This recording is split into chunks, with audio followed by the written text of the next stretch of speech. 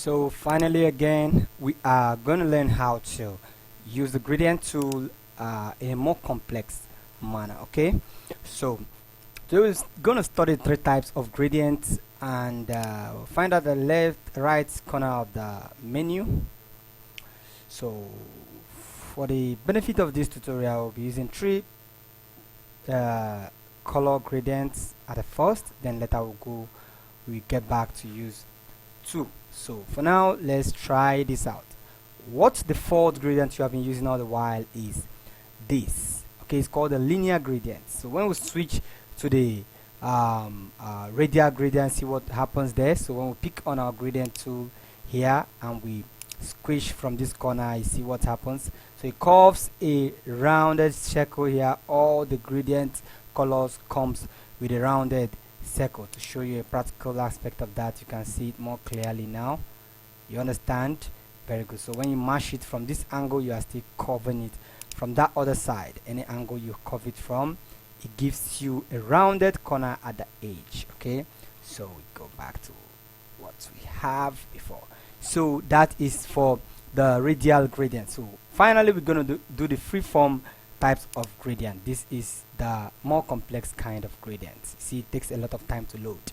So what this gradient practically does is, you see applications like Instagram and other applications that have multiple gradient that doesn't fall on vertical, horizontal, or in a spherical shape like we just do in the radial gradient. This kind of gradient picks up on this object and take any color you point on.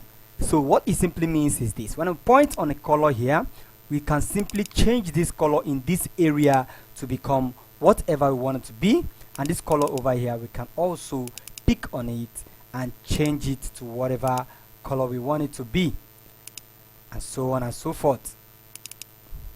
So these are practically the kind of gradient that was used to create the Instagram application. So when you pick on it, you can now adjust it as you want. You see what's happening here. So this kind of gradient is more flexible for you to use, and so on. You can go and play around with it. You can add more gradient points and make a joke of yourself. Sorry about that. So that is it with our gradient tool and these three types of the gradient we have. So let's see about redirecting this gradient to see what it gives us. You can practically use this gradient to reshape it, because these particularly are points that you can't manipulate outside inside. I don't know if I'm to use that word. So after this, now we are going to use the two color form of gradient to do a workaround. We're going to still go back to our linear gradient type. So we move this to this angle. For the benefit of this, we are going to use the black and white gradient. So this will be white and this will be black. So when we have this, if you select your gradient tool here and you move from very far, you notice what happened. The white side covers more, and you move from the bottom side, you notice what happened. The dark side should cover more. Okay, so let's see what happens when we do that from within the circle. We see we get the same values, or two values coming too close to each other. So that is what it is. So if you move from this direction, you see, if you move from afar, you notice that the colors are kind of getting too faded than they are supposed to be. And if you move from within, you see the colors get too noticeable as they're supposed to be. That's one. Second thing you need to notice about this is this little box here, little man there. When you can actually move it around. When you move it around, it gives you like this angle. I'm moving it up now is the dark angle, which means I'm exempting the dark angle and letting the white angle prevail. You see, but if I'm moving it down here, I'm moving it to the white angle and I'm exempting the white angle and making the dark angle prevail. Okay, so it's practically very simple to understand the thing, and that is it with our gradient tool. So we get to understand the basics, understand the kind of gradient. You can also click on this to edit. If you don't want to move or work with this, click on that to edit. Another thing I want you to know is this: you can also add a gradient to a stroke. So for instance, if we add a stroke here, make this stroke a little big, so we can pick on this and add a gradient to it. See what happens to it? Wow, this is beautiful. You can use it to create more creative work on more creative works. And the problem with the gradient at the stroke angle is that you can actually use this to work on it. See, we can actually work on it, except we click on this, and now we are working with the one in the inside. Okay, so to do that, if you're having a problem with that, to walk around, make a workaround on that, you can go to your gradient tool here and click option here, and you can select the angle. As you select and rotate, it automatically rotate. Watch closely to this thing. Okay, we're actually working on the inside. Let's work on the outside. So working on the inside gradient means this one is the one above the layer of gradient above the other. So you click on this one. If it becomes above this other, let me zoom closely so you see what I'm talking about. So when we click on this, simply means we are working on the inside, and when we click on this, we are working on the stroke. Okay, you see it, that stroke there. So that is it. So we are practically going to work on the stroke. Click on this.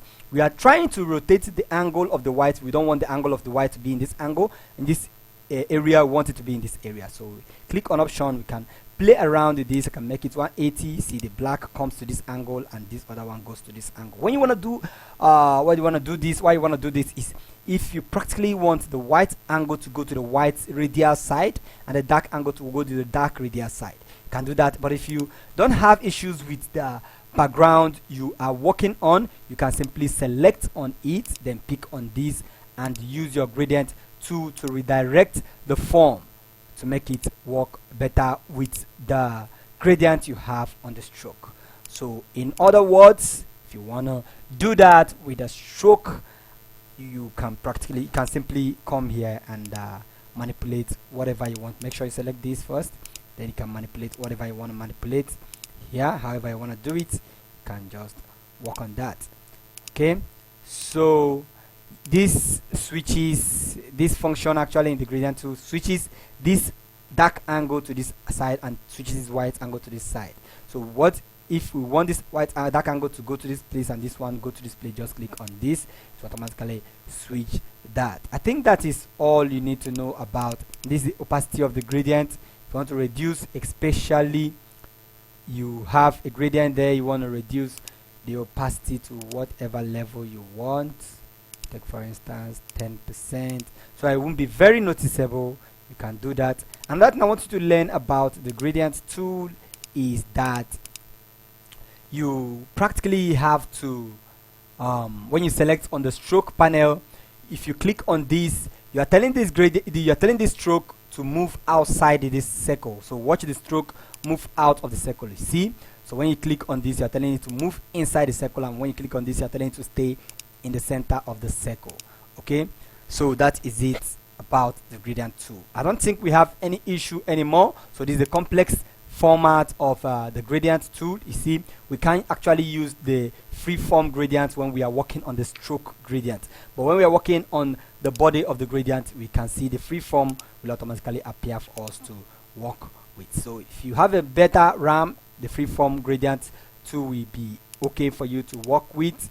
You will enjoy working with the freeform, but we have a very bad RAM, like 4 gig RAM, you have a problem working with that. That is it for today's tutorial, and I have a bonus for us today. So what's the bonus? I'm going to teach you how to add a texture to your layers or to your vector shapes. So we want to add texture here to make it look more realistic. What you're going to do is to this is the shortcut for copying and pasting layers, or copying and pasting vector shape. You click on Ctrl C to copy, then you click on Ctrl F to paste. So you think I'm lying? Watch this. Boom. So instead of holding the Alt key and dragging away to get this, you can simply do it. The need for that is sometimes you would want to paste something in the same place. Holding the Alt key will move it slightly out of this. If you don't do that, it's not going to copy if you are using the Alt key on your keyboard. You understand? If you're using the Alt key to drag, it means you are dragging and it's going to go away from that particular circle. But this time around, we want to maintain this particular circle radius or circle shape. So what we're going to do is Control C and Control F, and we have the circle on each shape. So once we have that, what you're going to do, you go to your effects. Remember, what you're trying to do is to learn how to add texture gradient to your gradient icon. So click on the texture, you click on the grain. So when you click on grain, it will bring out a whole new window for you. So here you can change what type you want to work with. You can choose semi-E or whatever you want. But for this tutorial, I'm choosing on gray. You can just pick around or walk around on this and learn how these other ones work and how beautiful they are. So this is the intensity. You can adjust it to make it more massive, and you can readjust it to make it more subtle. So this is the contrast to make it darker. This is the contrast to make it brighter. So when you're done with and you are satisfied what you have, when you're done with what you want to do, you click on the OK button. It applies here. So since we have two different layers here, look at what we are trying to do. We're trying to make this thing applicable in one corner and let it not be applicable in the other corner. So what we are going to do is we're going to pick on our tool once again, and we're going to work on it.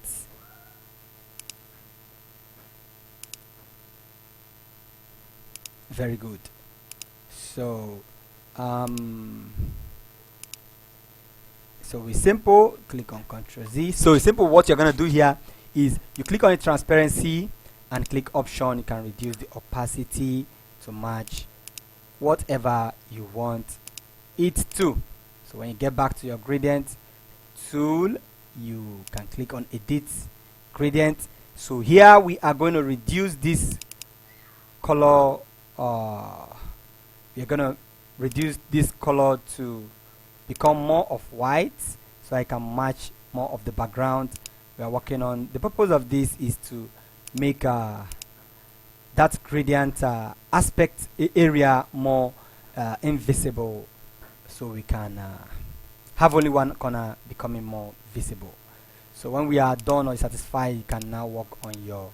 So you see, we have more of the visibility here. We don't have more of the visibility in this downside. So this is practically how to add textures to your shapes. So you can do the same with this. Click on effect, click on the texture, you click on grains, and boom, we have it here. So you can increase the intensity. I want it to be a little more intensified. Click on OK. We have it. You can click on this effect, texture, click on grain, and the intensity, will it be low or very high? Let it be very low.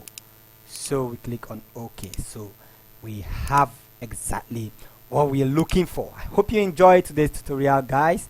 Thank you, and this comes to the end of our tutorial on gradient tool. I believe you understand everything you need to know about the gradient tool. Am I speaking with more villain voice? Okay, thank you, and once again, this is Manuel signing off from CatersGraphix.